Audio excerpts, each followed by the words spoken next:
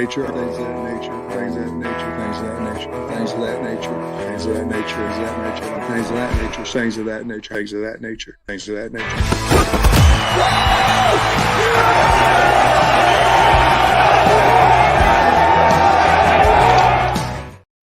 All right, what's up, everybody? It's Inside Arkansas Live, and you just got me this time around as Andrew is busy doing some other content, and of course, Curtis is traveling, so you just got me. But I'm John Neighbors as I'm coming to you live once again. Like we just got off the live stream, it seems like 5 seconds ago, but another one has popped as Razorback offensive lineman Addison Nichols has officially entered his name into the transfer portal. He put out this message. It actually wasn't, at least to my knowledge, first reported by On3 or 24/7 Sports or anything like that. But he puts out this graphic and message saying, Razorback Nation, I want to take a moment to express my deepest gratitude to Coach Sam Pittman, my incredible coaches, my teammates, the University of Arkansas, and the entire Razorback Nation for an unforgettable year filled with memories that I will cherish forever. The bonds I've forged on and off the field are truly special, and I am so thankful for the love and friendships that will last a lifetime. My time in Fayetteville has been a remarkable blessing for both me and my family. After much prayer and thoughtful reflection, I have made the difficult decision to enter into the transfer portal with 2 years of eligibility remaining. This choice comes from a place of hope, and I genuinely believe it is the best path for my future. I am filled with anticipation for what God has in store for the next chapter of my journey. God is my power and my strength. He makes my way perfect. 2 Samuel 22:33. Okay, so that is official. Addison Nichols, offensive lineman. He was your center. Started every game for the Razorbacks this year. And, he came from Tennessee, as we all remember, as a redshirt freshman. And he even appeared in all 12 games. He was somebody that you were getting that has an experience in the SEC. But now you are looking at a completely and totally depleted roster. It's funny because I noticed that as more of these streams happen and pop off, most people are getting either tired of it or they're just going to be hearing the same thing. But I did want to look at it at least from the offensive line perspective on who you have left as of right now, because at least Fernando Carmona did announce, we'll see if it sticks, but did announce that he's returning to Arkansas. That was about a week ago. So you have him. And that's about it as far as a bona fide starter. Keyshawn Blackstock, of course, started some, but he also moved around a little bit there too. So it's basically them two. You throw in a Marion Harris who played a little bit around here too. And that's it. The rest of the guys are going to be guys that either have not played ever or played very sparingly. Talking about Kobe Branham, who's a true freshman. Zuri Madison, true freshman. Tim Dawn. Just on these names. I got Aaron Smith out of Conway. He's a redshirt freshman. Josh Street is a redshirt junior out of Bentonville. Brooks Edmondson played a little bit. I know that, but out of Bryan High School. Luke Brown from Paris. He's a redshirt freshman. Edmondson's a redshirt sophomore. Joe Moore, it's his final year and everything, so he's going to be moving on. But and Tommy Varhall, who is also a redshirt junior, 6'8", 344. But your offensive line is gone, essentially. And it continues to get to the point to where you're looking at all of the different guys who have entered into the portal, and you can feel a certain way about it. It could not matter to you. You could just move on, whatever it is. But this is an ongoing thing. This isn't all happening at once, although it is pretty quickly. But you're starting to see them pop off one after the other. And I know that Arkansas 2 years ago had the worst offensive line play you've ever seen. I mean, it was horrendous. Well, what did you do about it? Well, you went in, you hired a new coach in Eric Mateos from Baylor. And you also went in and you added a lot of key position guys in the transfer portal. In fact, a lot of these guys, you added a Addison Nichols. You added someone like Fernando Carmona. You added a Blackstock. Josh Braun was already there before, but he was also a transfer guy, and he's gone. And so, in Patrick Kudus, same thing. He was already on the team, but he's gone. Your contributors, the guys that put this offensive line together this season, pretty much are gone. And what's crazy is also that the Arkansas offensive line, I would not say that they were great this year, but they weren't bad. They were so much more improved from what we saw simply a year ago. I mean, it was a staunch difference between them. And now you're starting to see all these changes, which they have visits coming. I know a few of them are pretty notable. But again, Addison Nichols was just a fine SEC offensive lineman. He struggled at times with the snap. I remember that. And that got frustrating. But as time went on, the snap wasn't a problem. They developed as the year went on. I felt like they really helped each other out. They seemed like a close-knit group on the offensive line. And also it seemed like a close-knit group with Taylor Green. But as we talked about when it was announced that Josh Braun was entering the portal, we started saying, well, what about Nichols? What about Carmona? Kudos, all these guys, because they were so close.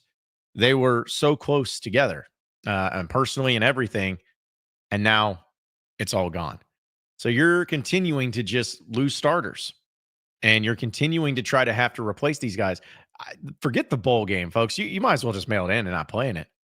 I just don't know what you're going to be able to do or what the type of team you're going to be able to wield out there at this point in time. I really don't know. But again, we could sit here and debate whether or not Addison Nichols, if you're going to get as good of a player out of the transfer portal as you did from him, maybe you do. I'm not saying you don't, but maybe you do. But you just can't sit here and say that, like, well, it's okay. No, we didn't need him. He'll be fine. No problems. We're all just moving on. And in fact, yeah, it's so funny how like so many people are all upset about even suggesting like that. I would think that it's a bad thing. Listen, folks, again, it's not saying that you went without issues or anything like that, but it's all compiling of all of these guys that are leaving. That's the problem. And I'm sorry, I would have been okay seeing Addison Nichols playing center next year. I don't remember anybody saying, and maybe you were one of them, but I don't remember anybody saying after the season ended, man, we got to get into the portal and get a new center. Like, did anybody really say that? You're saying, yeah, we need some defensive backs. You were saying, hey, need some wide receivers. Now, you're saying, some of you are saying you need a quarterback. But I do not remember anybody saying, hey, we need a new center. So one of the things that Sam Pittman said that he was going to really get after in the portal was offensive linemen, defensive linemen, and secondary players. Well, you're going to really have to get after the offensive line because you're missing about, I guess, 3/5 of them. I said half the offensive line's gone. Someone's like, excuse me, actually 60%. Yeah, thanks, nerd. But still, big news there for Addison Nichols leaving. And I still, from my understanding, folks, it's not over yet. There's still going to be more players, more people that are going to be hitting the portal from the Razorback football team. So we'll get to a few of your chats, folks. Won't stay on too long for this because I know it's just another day in paradise here at the Razorback fandom. So I like this from Jay. He's like, is there any chance that we'll have to forfeit the bowl game? No, probably not. Not at this point in time, at least. But maybe they will get somebody else to play in it. That's for sure. Ross says that this all falls on Mateos. Yeah, I can understand that. But I also understand that there is, a lot of moving parts to all of this too. So we'll have to wait and see. I guess I can go ahead and see. I got Andrew in here. Apparently, Andrew wanted to hop in and talk about this. As soon as he got done with the Bombastic podcast, he's like, "Oh, I got to talk about Addison Nichols leaving, man." Well, I opened my Bombastic podcast, which I guess will be out later tonight since we got so much content here that we're having to cram in. But I even opened it with like, yeah, just had to hop out a quick Brad Spence video, and now there's going to be a literal another transfer before that. So I was in a bad mood because I had to. Well, let me take it further. I was about to hit record on Bombastic earlier when I got the text from you that Brad Spence was entering the portal. So I was like, oh damn, all right, now I got to shift into football mode. Got all depressed for a second, then talked myself out of being depressed because I was like, all right, I'm going to go back, talk about baseball. Love that. I'm happy. I'm jolly. And then I get out and see all these texts. I'm like, oh God, another one has entered the portal. And look, I'm sure you've talked about it. I heard a little bit of your rants there. It's one of those things where it's not even about Addison Nichols, the player himself, or even can Arkansas go out and find a better center? Maybe they will, maybe they won't. But again, it's just one more thing you're asking this coaching staff to do. And did we not find out this past year that building an O-line through the portal is hard to do? And so now Arkansas is going to have to just do it again. Now you're replacing, as you said, 60% of your starters. And one of those starters that you're returning is Carmona, who, by the way, pretty solid player. You want to keep on to Carmona 100%. We should we were happy when it happened. At this point, we're freaking elated that he's still on the roster because now you at least have some semblance of stability there. But your other guys that you're returning are Blackstock and Harris, who together were like the 2 worst graded linemen in the SEC. Were a complete, turnstile at right tackle. Harris, there's at least some hope where like, hey, he's a young guy, got some experience, got his lumps. Maybe he takes a step. But again, you're just going to have to go out there and get dudes out of the portal. You've got a lineman visiting this weekend from Oregon, but even he hasn't played yet. We were talking about him on the show today as a guy you could maybe develop over the course of 2 or 3 years. And he's a nice piece to have. He's a talented guy, but now you're talking about you're maybe going to have to thrust that guy into a starting role, whoever else they get. As we've said, like it's really hard to go out there. Like if you're a good offensive lineman and you're playing at an SEC school or a Power 4 school, it's pretty rare that you enter the portal unless you're at Arkansas, apparently. So again, it's not like there's just a ton, like a plethora of guys out there that you can go pick from that you can come in and start, and they're going to be for sure upgrades. Hell, one of the best linemen available in the portal right now is Patrick Kudus, who you damn sure ain't getting. And so again, if you think you're going to replace Patrick Kudus with someone better than him, there's not anyone available in the portal. If you can maybe get some, your best hope is that you can get someone like Addison Nichols, who is a backup at an SEC school. That's what you're hoping for. And so we'll see if Arkansas can just go out there, get a few patches, some Band-Aids to fix it, and I'm sure it'll totally be better. No, it won't. It won't. And I mean, people can try to make it out to be like that. But again, my whole thing, like I was saying, Andrew, is I just don't remember anybody after the season ended was like, man, we got to go get us a center. You know what I'm saying? Like nobody was saying that. Yeah, you could say go get some offensive linemen, and people brought up his snap issues that he had. I'm like, yeah, he did. But you know what happened? He stopped. I don't remember really many snap issues at the end of the season. So it's just so funny how, people will feel a certain way about it, but this is just not something you want to see happen and continue to happen here too. But a few more chats here, folks, because again, we have talked so much about the same stuff as far as what it means for all these players leaving. But we do appreciate each and every one of you hopping in with us because, and that's why you have to hit that bell up at the top of your YouTube and everything. So that way you get notified anytime we go live. Because when we go live, something stupid's happened enough to make us talk about it. So that Camel Hog's just like, I just want a reason for optimism. Please, where is it? And it ain't here today. Not right now. We'll see. We'll try to make it at some point in time happen. Brendan's also like, if Pittman can't keep his offensive line guys, what are we doing here? Which is another fair point. Very much a fair question. And again, we go back to the whole case of continuity with the coaching staff. I think if you were talking about this offensive line for Arkansas at the beginning of the offseason, I actually could have seen that case of like, okay, you get Carmona back, he's a solid piece. Kudus wasn't able to play for you a ton this year. You get him back, that's a solid piece. Addison Nichols, I would say just like a league average starter. Then you're like, okay, you have a Marion Harris, you have Blackstock. Maybe you bring in one guy, and you're in pretty good shape there for Arkansas. If it's hard to complain too much. You can kind of run it back. Continuity is actually a thing that matters on the offensive line when you got 5 guys that are supposed to be playing together as one, and you've got an O-line coach who maybe he can develop a little bit. I could have kind of seen that argument, even though it was a weak one even then.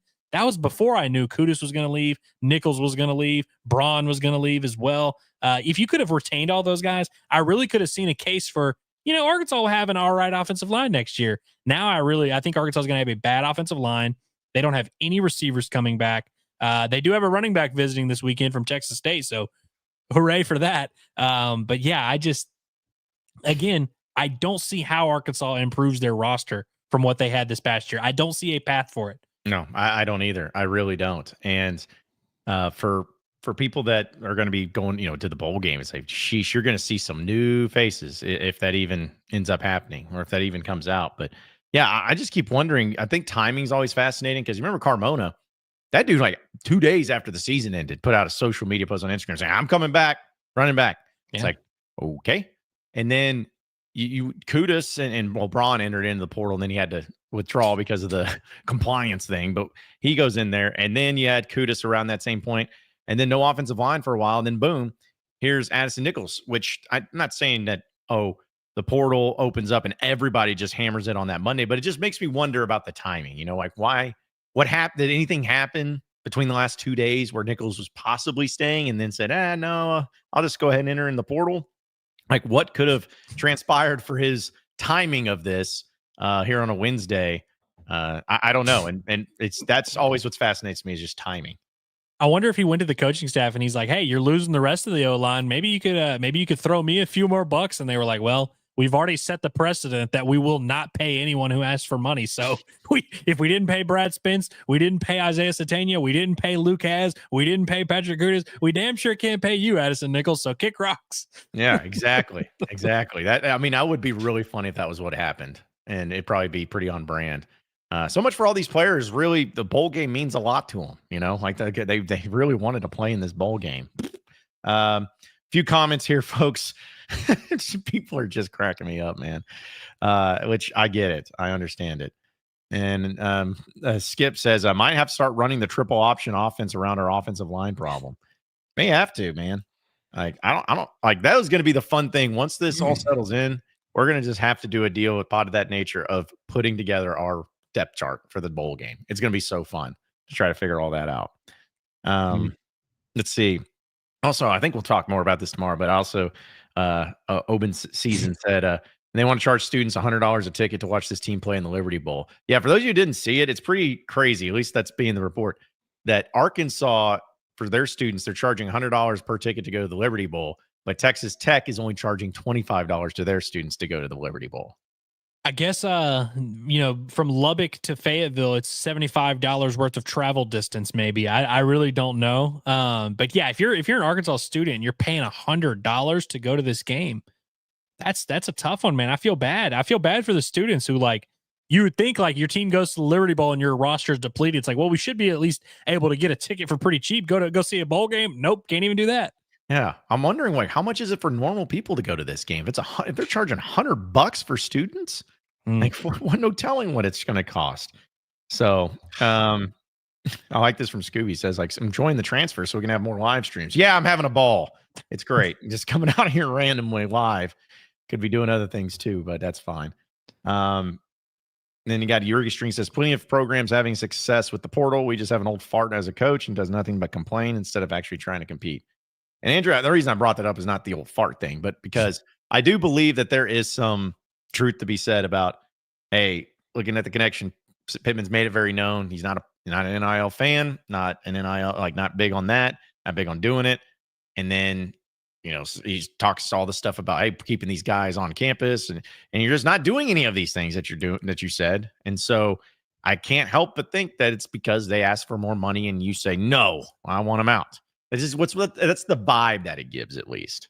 I just feel like at this point, if you're complaining about NIL and portal, it's almost like complaining about the 3-point line in basketball. It's like, well, we would have won if, like, all those threes they made counted as two. It's like, yeah, but that's the rules. Like, that's what we are doing. Like, that's the agreed upon set of rules that we are operating with. If you're still complaining about NIL and portal, it's like, you're not going to get your way. They're not going to change the rules and go back to, no, actually players just can't leave anymore. Like, you can keep complaining about it, or you can just adapt and try and figure out a way to field a good football team there. And they have chosen their path. It is going to be complain and not trying to retain any of their players. It's crazy. And again, it comes back to what we just said on the Brad Spence stream of, which is funny that we just get to keep citing our previous streams from an hour and a half ago. But again, it's like, if you're not going to pay to keep your roster that you have in place, who are you going to pay for? Are you going to go out there and you're just going to wow some, tremendous offensive lineman? Because the one you have visiting now, who, by the way, is a player that we like, he hasn't even played in college. So it's like, that's who you're counting on the savior. Are you just going to give him a fat bag? Like, the money that you're refusing to pay to Kudus, or refusing to pay to Braun, or refusing to pay to Nichols, I don't know if it's necessarily going to work and you're going to get someone better. I think you're just going to pay the same price for a worse player, less proven player.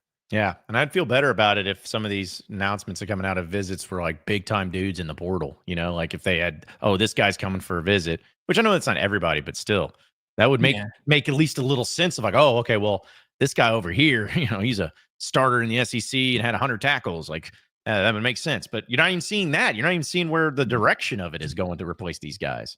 Congratulations to that running back from Texas State who's visiting this weekend. You, sir, are about to be a millionaire because we ain't got no one else to give the money to. So yeah, it's like a game of Survivor. It's like, if you actually decide to come here, you're going to get the whole NIL bag because you're the only one that's coming out and doing it. Before we wrap up here, I did like this question because I've known about it. I think we have an answer, but just from Taylor says, is this worse than y'all expected? And I'm going to be honest, Taylor. Yes. Well, I would say it's twice as bad as I thought it would be, because let's just do this real quick, Andrew. Ones that we felt so good about them transferring out, like we got close to report. It was Jalen Braxton, Luke Has was one of those guys, Malachi Singleton. Those three I think were like the big three that really stood out the most. Yeah. And then outside of guys like a Dozier or someone who wasn't playing, you know what I mean? Anyone who wasn't playing, fair game. But in terms of guys that played, I didn't see Brad Spence coming. I didn't see Satania coming. I didn't see Kudus was one that I may have heard a brief rumor about it, but I don't know if I really bought the stock of it. I didn't really think he was going to.